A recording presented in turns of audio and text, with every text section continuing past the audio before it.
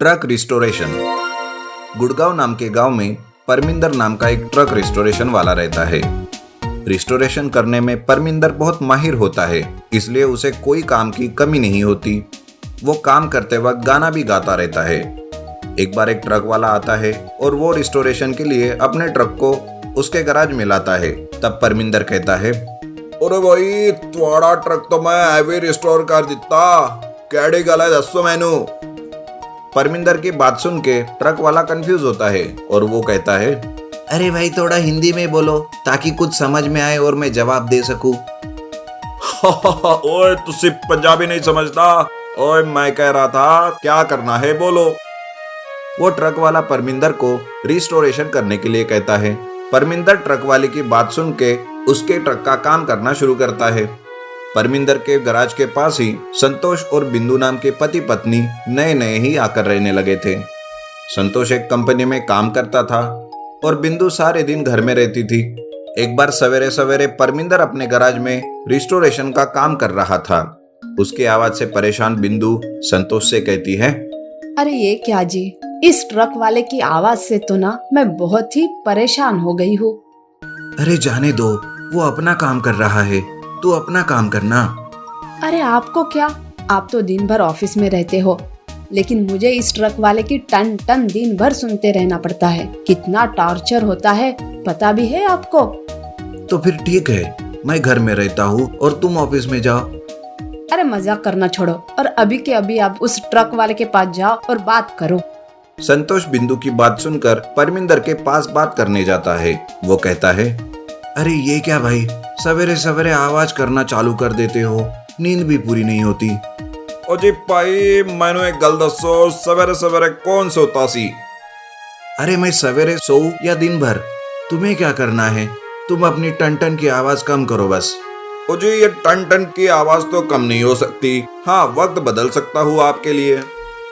इतना करने पर भी बिंदु हमेशा ही परमिंदर की शिकायत करती ही रहती है और परमिंदर और संतोष के बीच हमेशा नोकझोंक होती रहती है। ये सिलसिला काफी दिन तक चलता है। दोनों को जैसे आदत सी हो गई, लेकिन बीच में ही ये नोकझोंक बंद हो जाती है और परमिंदर एक दिन सोचता है, अरे ये आज का दिन कहाँ से उगाया जी, कोई भी शिकायत करने नहीं आया, खाना हजम नहीं हो रहा है मेरा, चलो एक बार जाकर उससे बात करके आता हूँ। ऐसा सोचकर परमिंदर संतोष के घर जाता है और उससे बात करता है कि क्या हुआ। तब संतोष कहता है, अरे क्या बताऊं परमिंदर भाई, मेरी नौकरी चली गई है। मेरे पास कुछ पैसे बचे थे जिससे मैंने ये घर खरीदा था, अब नौकरी नहीं है तो कैसे अपना गुजारा करूं, समझ में नहीं आ रहा। ये बात सुनकर परमिंदर कहता है, देखो संतोष भाई, मेरे पास भंगार से भंगार ट्रक आते हैं रिस्टोरेशन के लिए सस्ते दामों में। अगर तुम चाहो तो तुम्हारे लिए एक ट्रक रिस्टोर करके दूंगा, तुम उसी को चला लेना और खुद का काम भी शुरू कर लेना। परमिंदर की ये बात सुनकर बिंदु और संतोष एक दूसरे की तरफ देखते हैं। संतोष कहता है, लेकिन परमिंदर भाई मेरे पास उसके लिए भी पैसे नहीं है। अरे संतोष भाई उसकी चिंता मत करो जी, अगर पड़ोसी एक दूसरे के काम नहीं आएंगे तो किसके काम आएंगे। इस तरह से परमिंदर उस दिन एक ट्रक को रिस्टोर करता है और संतोष को चलाने के लिए देता है। ये देखकर बिंदु कहती है, परमिंदर भाई मैं रोज आपसे शिकायत करती थी और आपने ही हमारी मदद की। अब समझ नहीं आ रहा है कि मैं आपका किस मुंह से शुक्रिया अदा करूं। अजी भाभी इसी मुंह से कर दो। सभी लोग हंसने लगते हैं और संतोष उस दिन से अपना खुद का ट्रांसपोर्ट का काम शुरू करता है और अच्छे से कुछ दिनों में कमाई करके परमिंदर को वो पैसे लौटा देता है और दोनों दोस्त बनकर हंसी खुशी अपना काम करते रहते हैं। मैं कौन हूं? एक गांव में सोमेश नाम का एक आदमी रहता था। वो बहुत ही डरपोक और शांत स्वभाव का था। बचपन में ही उसके माता पिता का देहांत हो गया था। वो अपने दादाजी के पास पला बढ़ा। उसके दादाजी खेत में तरह तरह की सब्जियां उगाते थे और सोमेश उन्हें पास के शहर में ले जाकर बेचता था। इस तरह दिन गुजर रहे थे। फिर सोमेश की शादी हो गई और शादी के ठीक 1 साल बाद दादाजी का निधन हो गया। सोमेश की पत्नी चंपा बहुत ही निडर और होशियार थी। एक दिन चंपा अपने पति से कहती है, ए जी, कब तक हम इस गांव में ऐसे जिंदगी गुजारते रहेंगे? हम शहर जाकर कुछ ना कुछ करते हैं जिससे हमारे बच्चों का आने वाला भविष्य अच्छा रहे। तुम्हारी बात तो ठीक है, लेकिन हमारे पास इतने पैसे कहाँ हैं कि हम शहर जा सके, और शहर में घर का किराया और भी ज्यादा होता है। मेरे पास मैंने कुछ पैसे छुपाए हैं। आप सब्जी बेचने शहर जाते हो ना? सब्जी बेचते आते वक्त सस्ते में किराए का मकान देख लीजिएगा। अगले दिन सुमेश सब्जी बेचकर मकान ढूंढने निकलता है। बहुत ढूंढने के बाद उसे एक पुराना मकान दिखाई देता है। सुमेश वहां जाकर दरवाजा खटखटाता है। एक बूढ़ी औरत दरवाजा खोलती है और सुमेश से पूछती है, कौन हो तुम? क्या चाहिए? सुमेश कहता है, मैं घर की तलाश में निकला हूं, आपके घर में कोई हिस्सा किराए पर है क्या? वो बूढ़ी औरत सुमेश को देखते हुए कहती है, मैं मकान किराए पे नहीं देना चाहती, बल्कि मैं बेचना चाहती हूँ। मेरा बेटा दूसरे गांव में है। मैं अपना मकान बेचकर अपने बेटे के पास जाना चाहती हूँ। मुझे बस तुम 50,000 रुपए दे दो, मैं मकान तुम्हें बेच दूंगी। सुमेश कहता है, मेरे पास इतने पैसे नहीं हैं कि मैं मकान खरीद सकूं। क्या मैं मकान देख सकता हूं? हाँ हाँ, आओ अंदर आओ बेटा। मकान बहुत बड़ा था। सुमेश को बहुत पसंद आया।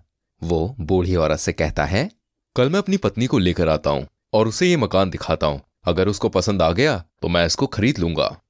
सुमेश घर जाकर बीवी को सारी बात बताता है और उसे उस मकान में लेकर आता है। चंपा और सुमेश दोनों को मकान बहुत पसंद आता है और वो अपने खेत बेचकर उस मकान को खरीद लेता है। चंपा कहती है, उस बूढ़ी औरत ने मकान हमें इतने सस्ते में कैसे दे दिया? सुमेश बोला, मुझे क्या मालूम, भगवान की कृपा से हमें अपना घर मिल गया, बस ये काफी है। चंपा और सुमेश घर को सजाते सजाते थक जाते हैं और जल्दी सो जाते हैं। आधी रात को एक भयानक आवाज सुनाई देती है। चंपा और सुमेश हड़बड़ाकर उठते हैं। चंपा और सुमेश को भयानक आवाजें सुनाई देती हैं और वो डर जाते हैं। फिर तभी उन दोनों को एक सवाल सुनाई देता है, मैं कौन हूं?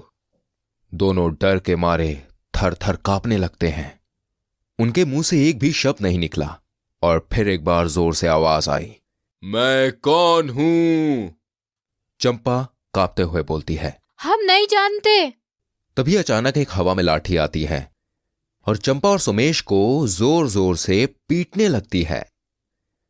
चंपा और सुमेश रोने लगते हैं और चिल्लाने लगते हैं, बचाओ बचाओ, बचाओ। मैं कल फिर आऊंगा, तुम सोच के रखना मैं कौन हूं। दोनों पति पत्नी पूरी रात सो नहीं पाते। वो दोनों समझ गए कि उस बूढ़ी औरत ने इतने कम दाम में इस घर को क्यों बेचा। उन्हें पता चल गया कि इस घर में भूत है। और दूसरी रात फिर से वही सब होता है। फिर वही सवाल पूछा जाता है, मैं कौन हूं? चंपा कहती है, हमें छोड़ दो, हम नहीं जानते तुम कौन हो। फिर से जादुई लाठी ने पति पत्नी को पीटना शुरू किया। तभी सुमेश ने कहा, आप हमारे लिए भगवान हो। फिर भी उस आवाज ने उन्हें परेशान किया और फिर से कहा, मैं कल फिर आऊंगा, तुम सोच कर बताना मैं कौन हूं। ऐसे ही ये सिलसिला चलता रहा।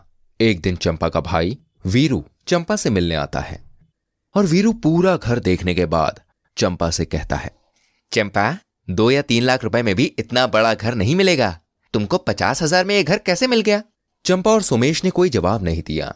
चंपा वीरू को रात होने से पहले भेज देना चाहती थी, पर वीरू नहीं जाना चाहता था। वो 1-2 दिन के लिए रहने के लिए आया था चंपा के पास। चंपा अपने भाई से कहती है, अच्छा भाई, अब तुम जाओ। वीरू कहता है, क्या चंपा, तुम तो मेरे पीछे ही पड़ गई हो कि जाओ जाओ। कल मुझे शहर में थोड़ा काम है, मैं उस काम को कर लूंगा, फिर उसके बाद चला जाऊंगा। आखिरकार चंपा अपने भाई को बोलती है, अगर रात को यहाँ रहोगे तो भूत से बच नहीं पाओगे। वीरू कहता है, भूत? चंपा सारी बात वीरू को बताती है। वीरू कहता है, मुझे कल सुबह थोड़ा काम है, एक काम करते हैं, इसके बारे में सुबह बात करते हैं। अभी मैं जा रहा हूं सोने, सुबह बात करेंगे, ठीक है? और फिर से एक बार रात होते ही वो भयानक आवाज सुनाई देती है, मैं कौन हूं? चंपा और सुमेश आवाज सुनकर हड़बड़ा कर उठ जाते हैं और वीरू को आवाज देने लगते हैं, भाई जागो, हमें बचाओ। वीरू नींद से जागता है और कहता है, तुम कौन हो ये हम नहीं जानते, लेकिन क्या तुम जानते हो मैं हनुमान भक्त हूं। तुमने मेरी बहन और बहनोई को बहुत सताया है, अभी मुझे बहुत नींद आ रही है, तुम यहां से जाओ। मैं तुमको कल बताऊंगा कि तुम कौन हो। कब बताओगे? कहां बताओगे? वीरू कहता है, कल मैं तुम्हें पीपल के पेड़ पर बांधकर बोतल में बंद करके अपनी जमीन में गाड़ दूंगा। नहीं नहीं, जमीन में नहीं, आग में डाल दूंगा, तब बताऊंगा कि तुम कौन हो। ये कहकर वीरू जोर जोर से हंसने लगता है।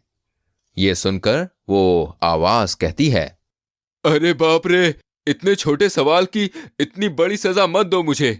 ऐसा मत करना, मैं यहां से चला जाता हूं। ये कहकर वो भयानक आवाज आना बंद हो जाती है और अचानक से एक पोटली घर में गिर जाती है। सोमेश्वर पोटली को उठाकर खोलता है। उस पोटली में बहुत सारे सोने के सिक्के थे। सोमेश और चंपा उन सिक्कों को देखकर बहुत खुश हो जाते हैं। वीरू कहता है, जीजू तुम एक मर्द हो, तुम्हें किसी से डरना नहीं चाहिए। भूत हो या इंसान, डरने वाले को और डराया जाता है। हमें हिम्मत के साथ सारी मुसीबतों का सामना करना चाहिए, ना कि डर से। सोमेश कहता है, हाँ वीरू, तुम बहुत छोटे हो, लेकिन तुमने मुझे जीवन का एक बहुत बड़ा सत्य बताया। तुम्हारा बहुत बहुत शुक्रिया। उस दिन के बाद से चंपा और सोमेश उस घर में आराम से रहने लगे। कहानी से हमें यह सीखने को मिलता है कि अगर हम हिम्मत से डर का सामना करें